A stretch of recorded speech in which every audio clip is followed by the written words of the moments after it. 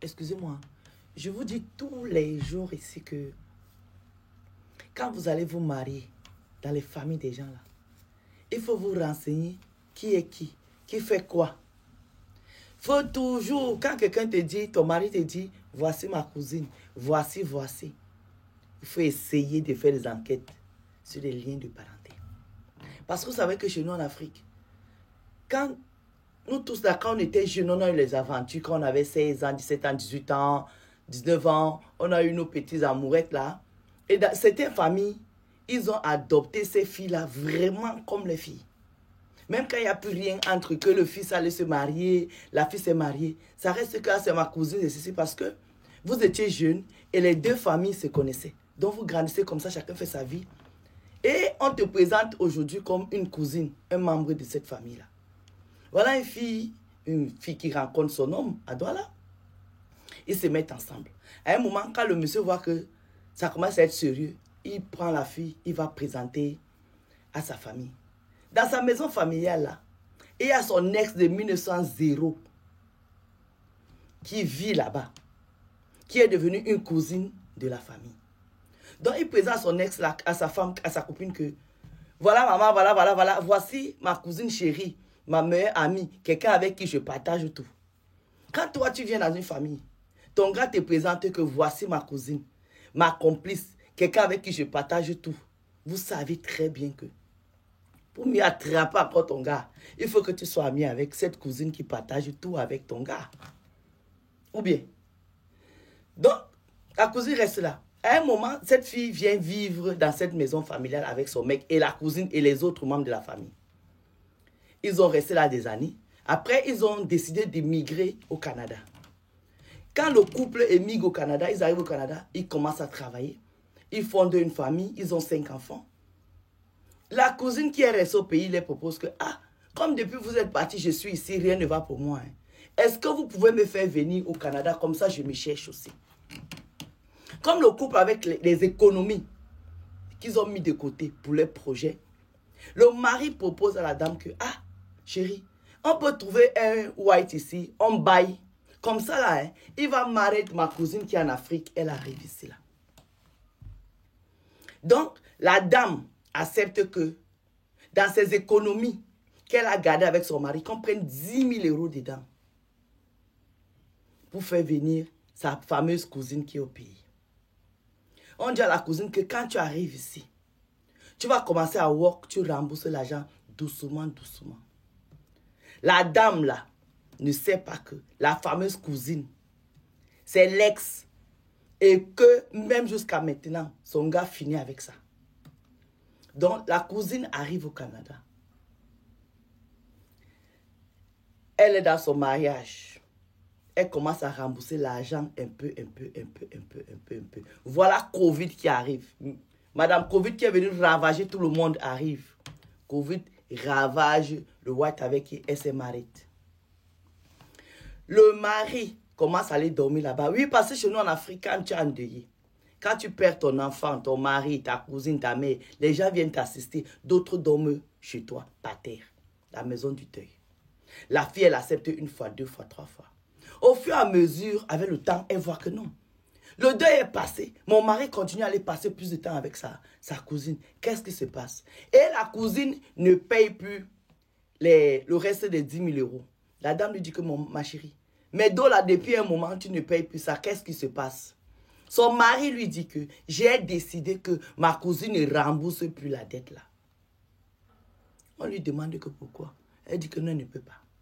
À un moment, elle a cru que peut-être parce que la dame a perdu son mari. Mais nous tous savons ici que quand une femme perd son mari, ce n'est pas la femme la plus fauchée. Quand tu perds ton mari, tu deviens riche parce qu'il y a les assurances. On ne va pas rentrer dans ça. Donc, une veuve ne pas dire qu'elle ne va pas payer la dette de quelqu'un parce que son mari vient de mourir. C'est des conneries.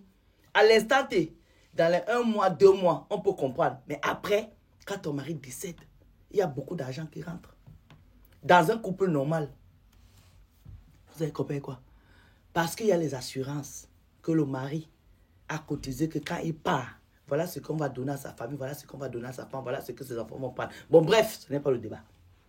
Donc, elle commence à faire le problème que non, elle veut son argent.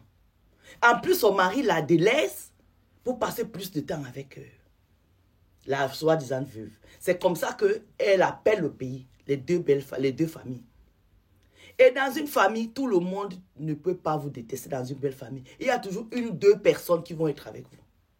Dans sa belle famille, il y a quelqu'un qui vient murmurer dans ses oreilles pour dire que toi, tu es bête ou quoi?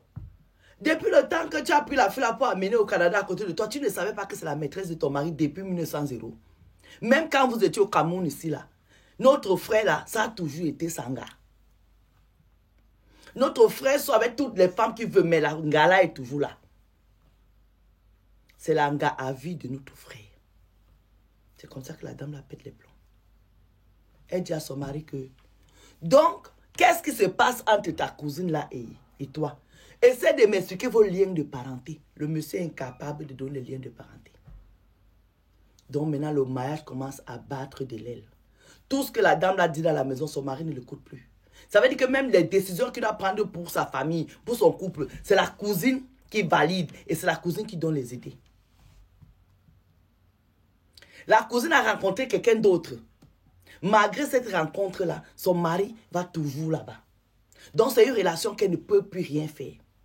Elle m'a dit, Madame Sol, mon mari ne m'amène plus en vacances au Cameroun, ni nos enfants.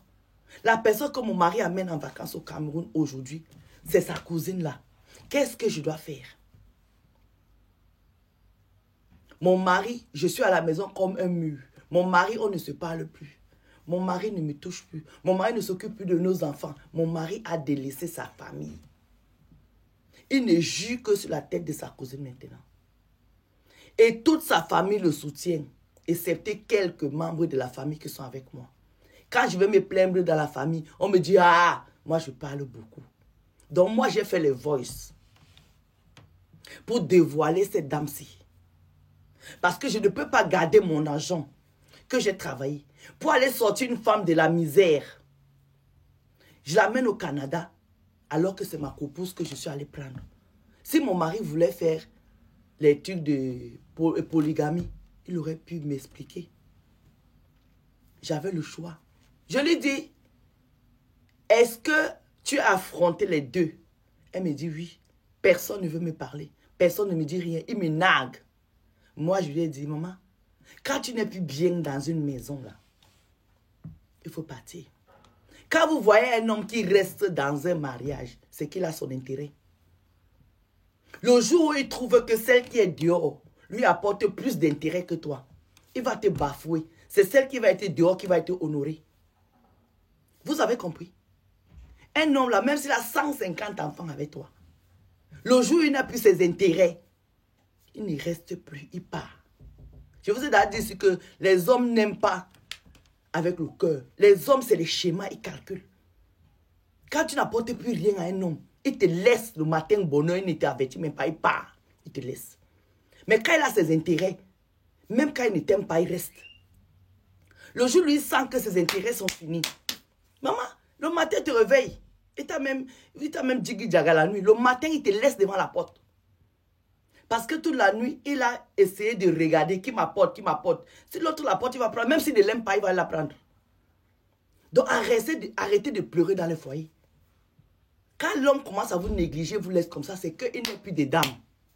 D'autres qui veulent jouer les bons papas, ils restent malgré lui pour les enfants, mais jusqu'à un certain âge. Quand le dernier enfant est majeur, il se casse. D'autres qui ne sont pas dans les histoires de papa, maman là, il te laisse avec même un bébé, pas, mais il s'occupe de ses enfants, mais toi, il ne veut plus te voir. Mettez ça dans vos oreilles, vous avez compris. Maman, le chapeau de la gloire. Donnez les conseils à notre soeur. Qu'est-ce qu'elle a fait? Elle a dit qu'elle ne divorce pas, c'est trop facile. Bisous.